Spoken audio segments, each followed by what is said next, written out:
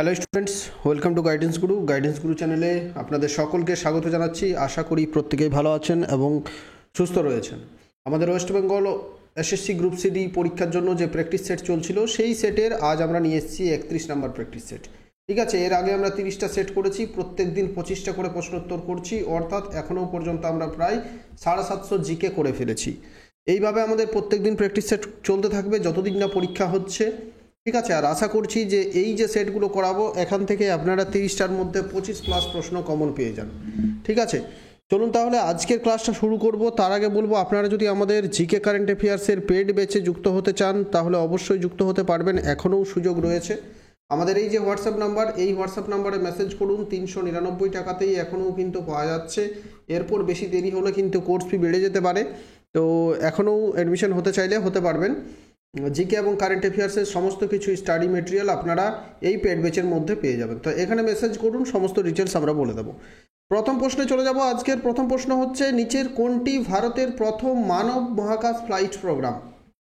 ভারতের প্রথম মানব মহাকাশ ফ্লাইট প্রোগ্রাম। ভারতের এর আগেও মহাকাশ ফ্লাইট প্রোগ্রাম হয়েছে, কিন্তু মানব মহাকাশ হয়নি, অর্থাৎ সেই ফ্লাইটের মধ্য দিয়ে মানুষ কিন্তু মহাকাশে যাবে। শুক্রযান, গগনযান, মঙ্গলযান, চন্দ্রযান 1, কোনটা কারেক্ট আনসার?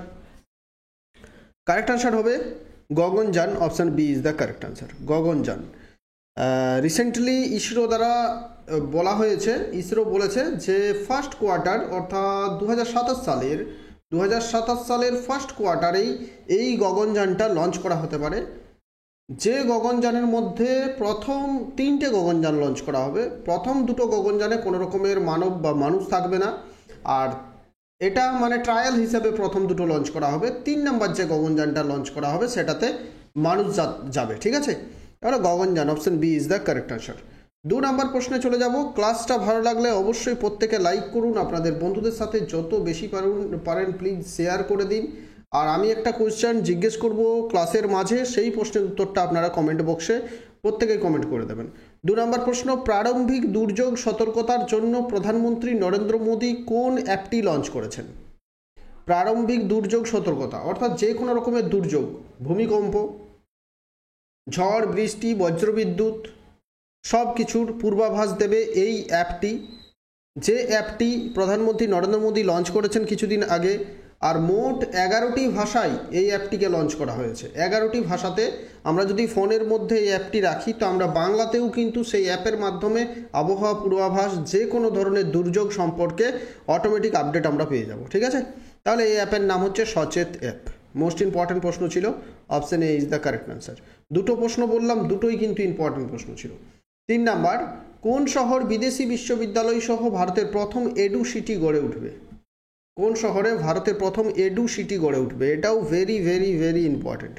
ভারতের প্রথম এডু সিটি গড়ে উঠবে, অর্থাৎ একটা শহর যেমন হচ্ছে স্মার্ট সিটি, যেমন হচ্ছে টেকনো সিটি, তেমনই হচ্ছে এডু সিটি, যেখানে একটা শহর নির্মাণ করা হচ্ছে যে শহরের মধ্যে বিদেশি বিশ্ববিদ্যালয় থাকবে, বিভিন্ন মানে শিক্ষা সংক্রান্ত বিষয়বস্তুগুলো সেখানে থাকবে। এডু সিটি ভারতের প্রথম হতে চলেছে নবী মুম্বাই। মহারাষ্ট্রের মুম্বাইয়ের কাছেই অবস্থিত নবী মুম্বাই হবে ভারতের প্রথম এডু সিটি, অপশন সি। 4 নম্বর প্রশ্নে চলে যাব। ইউনেস্কো দ্বারা স্বীকৃতিপ্রাপ্ত রাম্মান ফেস্টিভ্যাল 2025 কোন রাজ্যে আয়োজিত হলো? রিসেন্টলি জুন মাসে রাম্মান ফেস্টিভ্যাল আয়োজিত হয়েছে, রাম্মান উৎসব। এই উৎসবটা হচ্ছে ইউনেস্কো দ্বারা স্বীকৃতিপ্রাপ্ত একটা উৎসব। এটা কোন রাজ্যে পালিত হলো? কারেক্ট আনসার হবে Uttarakhand is the correct answer. ঠিক আছে, উত্তরাখণ্ড রাজ্যে এই উৎসবটা পালিত হয়েছে, উত্তরাখণ্ড, অপশন বি। 5 নম্বর প্রশ্নে যাব। ভারতীয় সংবিধানের নিচের কোন অনুচ্ছেদটি নাগরিকের জন্য অভিন্ন সিভিল কোডের সাথে সম্পর্কিত? অভিন্ন সিভিল কোড বলতে ইউনিয়ন সিভিল কোড, এটা কোন আর্টিকেলটা, ভারতীয় সংবিধানের কোন আর্টিকেলটা নাগরিকের যে অভিন্ন সিভিল কোডের সাথে সম্পর্কিত? কোন আর্টিকেলটা অভিন্ন সিভিল কোড?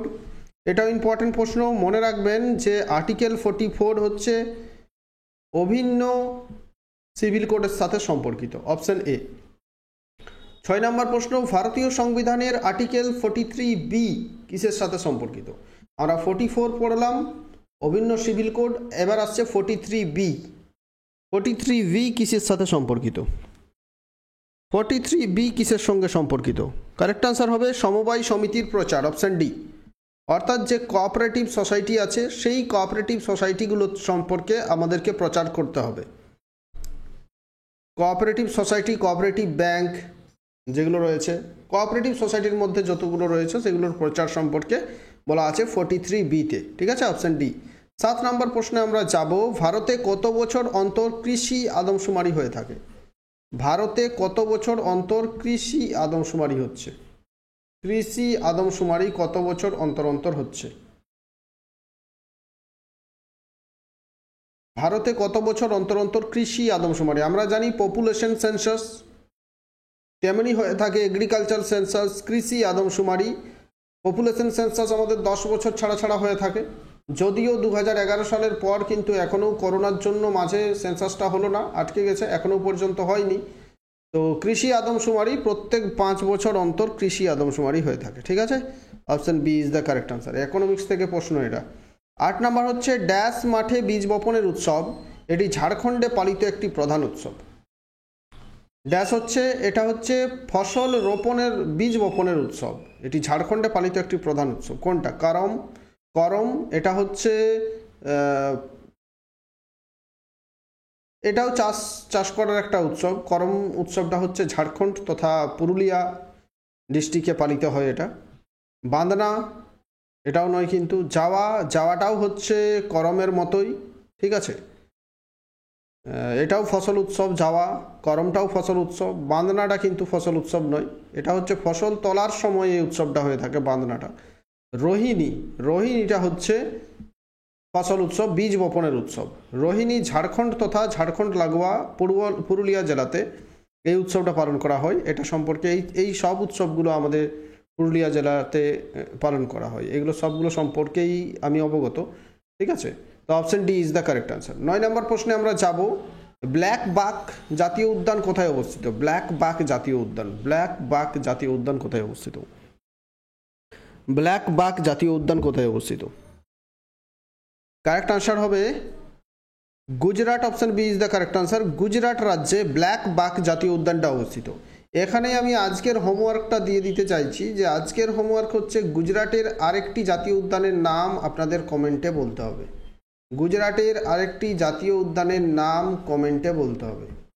তো আপনারা কমেন্ট করে বলুন, গুজরাটের একটা বিখ্যাত জাতীয় উদ্যান রয়েছে, সেই উদ্যানের নামটি কমেন্ট বক্সে কমেন্ট করে বলুন। দেখি কে কে বলতে পারে। তো প্রত্যেকের কাছে রিকোয়েস্টই থাকলো আপনারা কমেন্ট করুন।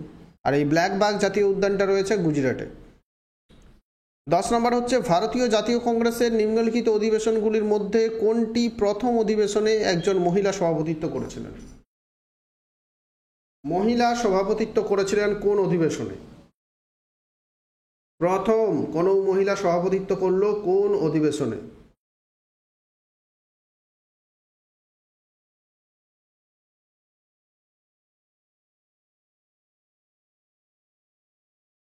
প্রথম কোন মহিলা সভাপতিত্ব করেছেন সেটা হচ্ছে 1917 সালে এনি বেসান্ত। এনি বেসান্ত প্রথম মহিলা হিসেবে সভাপতিত্ব করছেন কলকাতা অধিবেশন 1917 সালে জাতীয় কংগ্রেসের। ঠিক আছে, এনি বেসান্ত। কিন্তু তিনি বিদেশিনী ছিলেন, তিনি ভারতীয় ছিলেন না। প্রশ্ন থাকবে যে কে প্রথম ভারতীয় মহিলা হিসেবে কংগ্রেসের সভাপতিত্ব করেছেন? তো এটা হচ্ছে ভারতীয় মহিলা হিসেবে প্রথম সভাপতিত্ব করেছিলেন সরোজিনী নাইডু। ঠিক আছে, তো ভারতীয় মহিলা হিসেবে প্রথম কংগ্রেসের সভাপতিত্ব করেছিলেন সরোজিনী নাইডু। ভারতীয় মহিলা হিসেবে সভাপতিত্ব করেছিলেন কে? সরোজিনী নাইডু। সালটা আমি বলে দিচ্ছি, একটু ওয়েট করতে হবে। সালটা হচ্ছে 1925 সাল। সাল হচ্ছে 1925 সাল, প্রথম ভারতীয় মহিলা। আর যদি বলা হয় প্রথম বাঙালি মহিলা হিসেবে কে সভাপতিত্ব করেছেন কংগ্রেসের? প্রথম বাঙালি মহিলা হিসেবে কংগ্রেসের সভাপতি কে করেছেন? 1933 সালে নেল্লি সেনগুপ্তা। নেল্লি সেনগুপ্তা প্রথম বাঙালি মহিলা হিসেবে কংগ্রেসের সভাপতিত্ব করেছেন। প্রথম ভারতীয় বললে সরোজিনী নাইডু, প্রথম বাঙালি বললে নেল্লি সেনগুপ্তা, প্রথম মহিলা বললেন এনি বেসান্ত 1917। তিনটাই প্রশ্নই ইম্পর্টেন্ট। 11 নম্বর, কোন মুঘল সম্রাট ইলোরার কৈলাস মন্দির ভাঙচুরের চেষ্টা করেছিলেন? কোন মুঘল সম্রাট ইলোরার কৈলাস মন্দির ভাঙচুরের চেষ্টা করেছিল?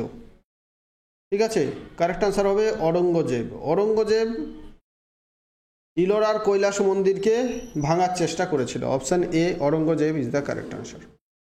12 নম্বর প্রশ্নে যাব আমরা। মেগাস্তিনিস কার রাজসভায় একজন গ্রিক রাজদূত ছিলেন? মেগাস্তিনিসের লেখা গ্রন্থের নাম হচ্ছে ইন্ডিকা। ইন্ডিকা, যে ইন্ডিকা গ্রন্থ থেকেই আমাদের ইন্ডিয়া নামটা আসছে। আর এই ইন্ডিকা গ্রন্থ থেকে আমরা মৌর্য বংশের ইতিহাস সম্পর্কে জানতে পারি।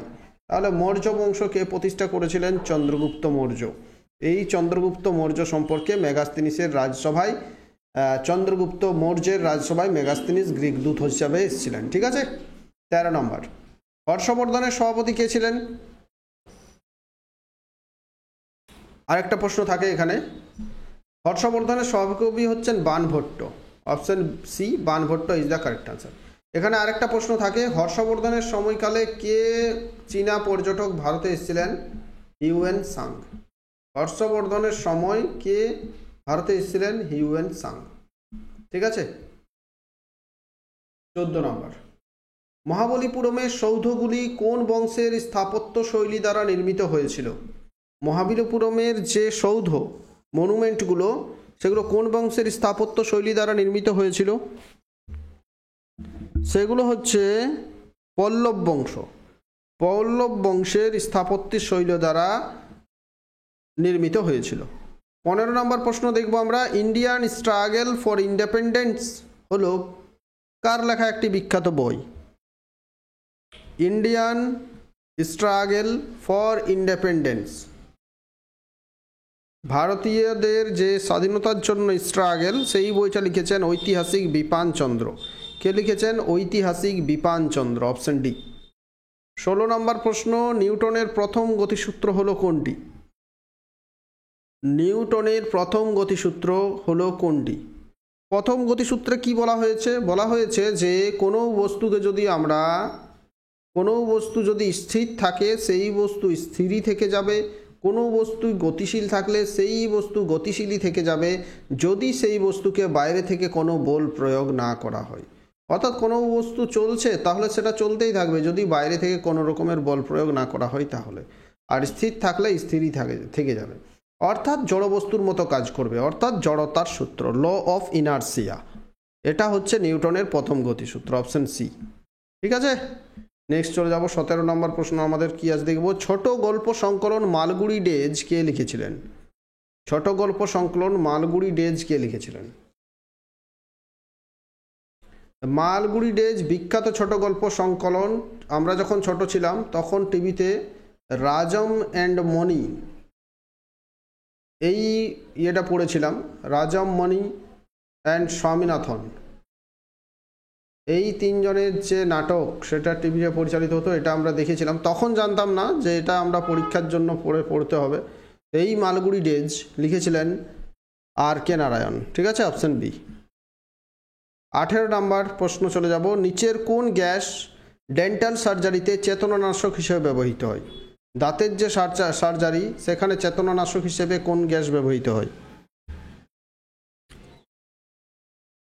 কারেক্ট আনসার হবে নাইট্রাস অক্সাইড। নাইট্রাস অক্সাইড চেতনানাশক হিসেবে ব্যবহৃত হয়। 19 নম্বর প্রশ্ন হচ্ছে, তড়িৎ বর্তনী যুক্ত করতে বা বর্তনী ছিন্ন করতে নিম্নের কোনটি ব্যবহার করা হয়?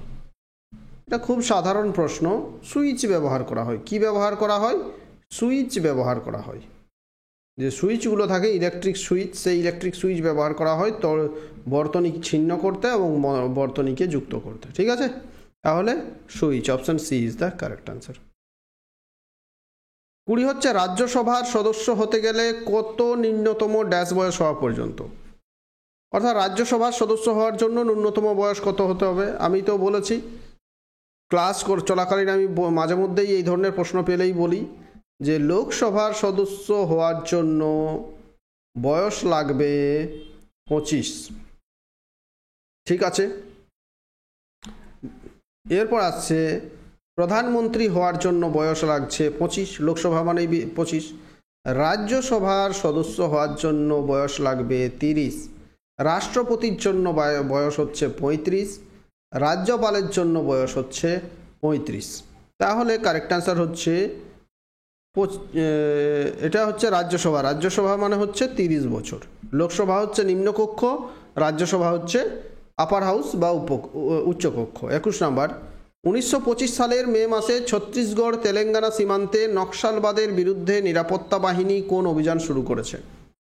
2025 সালের মে মাসে ছত্তিশগড় এবং তেলেঙ্গানার যে বর্ডার, ছত্তিশগড় এবং তেলেঙ্গানার সীমান্তে নকশালবাদের বিরুদ্ধে নিরাপত্তা বাহিনী কোন অভিযান শুরু করেছে? অভিযানটির নাম হচ্ছে অপারেশন ব্ল্যাক ফরেস্ট। যতগুলো প্রশ্ন করাচ্ছি সবগুলোই ইম্পর্টেন্ট, বেছে বেছে আমি ইম্পর্টেন্ট বলতে পারবো না, সবগুলো ইম্পর্টেন্ট, কারণ আমি ইম্পর্টেন্ট প্রশ্ন ছাড়া এখানে রাখি না। তাহলে অপশান বি। 22 নম্বর প্রশ্নটা আমরা দেখব, 10ম আন্তর্জাতিক বাণিজ্য মেলা বা 10th ইন্টারন্যাশনাল ট্রেড ফেয়ার 2025 কোথায় আয়োজিত হলো? ইন্টারন্যাশনাল ট্রেড ফেয়ার 2025 কোথায় আয়োজিত হয়েছে?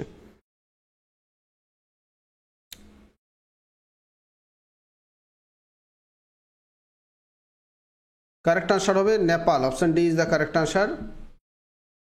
নেপালে আন্তর্জাতিক বাণিজ্য মেলা 2025 আয়োজিত হয়েছে নেপালে। 23 নম্বর, মে 2025 সালে ভারত কোন দেশের সঙ্গে ঐতিহাসিক ফ্রি ট্রেড এগ্রিমেন্ট FTA 2025 স্বাক্ষর করেছে? FTA শর্টে কোথাও লেখা থাকতে পারে FTA 2025 ভারত কোন দেশের সাথে স্বাক্ষর করেছে, অর্থাৎ ফ্রি ট্রেড এগ্রিমেন্ট UK বা ইউনাইটেড কিংডম বা ব্রিটেনের সঙ্গে ভারত এটা স্বাক্ষর করেছে। ঠিক আছে। 24, ভারতের গির বন কোন প্রাণীর শেষ অবশিষ্ট আবাসস্থল? গির যে অরণ্য, ভারতের গির অরণ্য, এটা কোন প্রাণীর শেষ অবশিষ্ট আবাসস্থল? অর্থাৎ এমন একটা প্রাণী যে প্রাণীটা ভারতে এই বনেই পাওয়া যায়, অন্য কোথাও আর পাওয়া যায় না, এটাই শেষ আবাসস্থল। এটা কারেন্ট অ্যাফেয়ার্সের আমাদের পেড ব্যাচে আমি কারেন্ট অ্যাফেয়ার্সের ক্লাস করিয়েছি মে মাসের। সেখানে আমি এটা বলেছি যে এটা হচ্ছে এশিয়াটিক সিংহ, এশিয়াটিক সিংহের শেষ আবাসস্থল। এশিয়াটিক সিংহর সংখ্যা রিসেন্টলি 2020 সালে ছিল সেটা 652 মতো, সেটাকে রিসেন্টলি এটা 30% মতো বৃদ্ধি করে প্রায় 850-900 হয়েছে। এটা একটা কারেন্ট অ্যাফেয়ার্সের প্রশ্ন। ঠিক আছে, একজ্যাক্ট মনে পড়ছে না, আমি ক্লাসটা করিয়েছি ওখানে পেড ব্যাচে। তো ঠিক আছে, এটা কারেন্ট অ্যাফেয়ার্সের জন্য ইম্পর্টেন্ট যে কত সিংহের সংখ্যা বেড়েছে। তো অপশান এ এশিয়াটিক সিংহ গির বনেই একমাত্র ভারতে পাওয়া যায়।